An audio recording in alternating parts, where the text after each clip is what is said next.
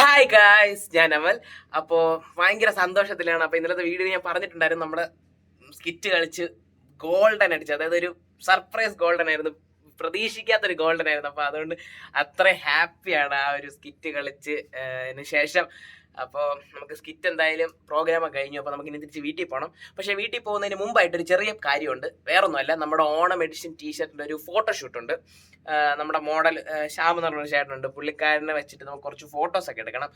അപ്പോൾ അതിൻ്റെ കാര്യം കൂടെ കഴിഞ്ഞാലേ നമുക്ക് ഇവിടെ നമുക്ക് വീട്ടിലോട്ട് പോകാൻ പറ്റൂ. അപ്പോൾ അടുത്ത പരിപാടി എന്ന് പറഞ്ഞാൽ അതാ. അപ്പോൾ നമുക്ക് അതെങ്ങനെ നോക്കാം. ക്യാമറ.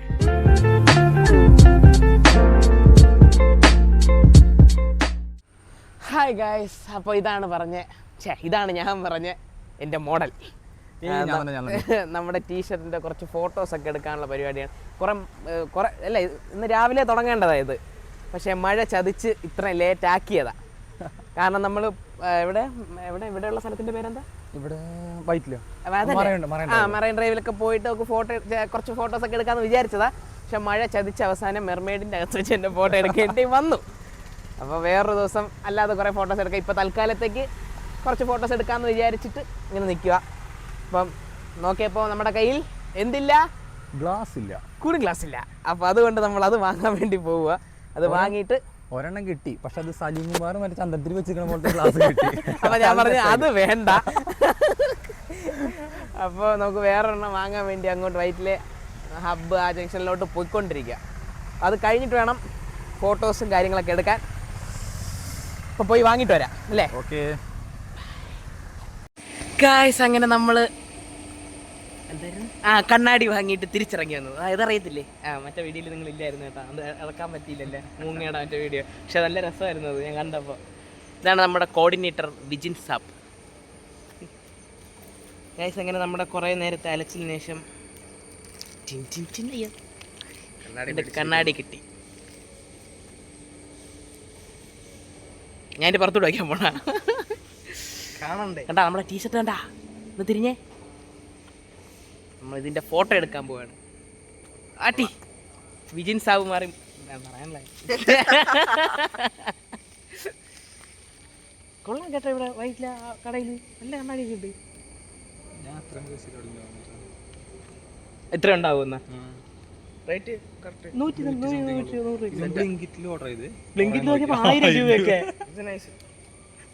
നമ്മളൊരു ഫോട്ടോഷൂട്ടിനൊക്കെ ഇതിനെ ധാരാളം. ഇതൊക്കെ മറ്റേ ഫ്ലിപ്കാർട്ടിലൊക്കെ ഉണ്ടല്ലോ ഇതുപോലത്തൊക്കെ. കണ്ട, ഇതാണ് നമുക്ക് ആവശ്യം. ടാഗ് ഇട്ട് കണ്ണാടി വാങ്ങിയപ്പോൾ ഫ്രീ കിട്ടിയതാ, പൈസ നോക്കിയില്ല. അങ്ങോട്ട്. അപ്പം നമുക്ക് ഇനി കുറച്ച് ഫോട്ടോസൊക്കെ എടുത്തിട്ട് ബാക്കി കാര്യങ്ങൾ അല്ലേ?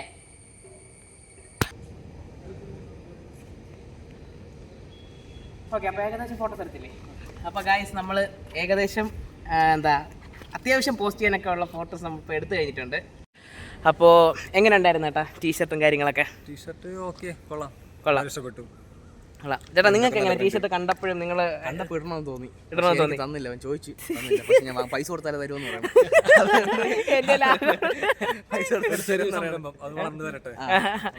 പിന്നെ കൊടുത്ത് എന്തായാലും വാങ്ങും.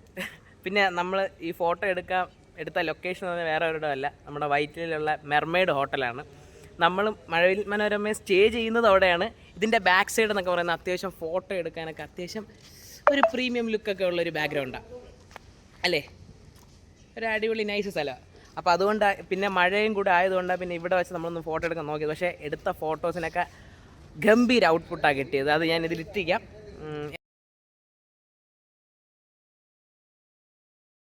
അല്ലെങ്കിൽ എൻ്റെ ഇൻസ്റ്റയിൽ കയറി നോക്കിയാൽ മതി.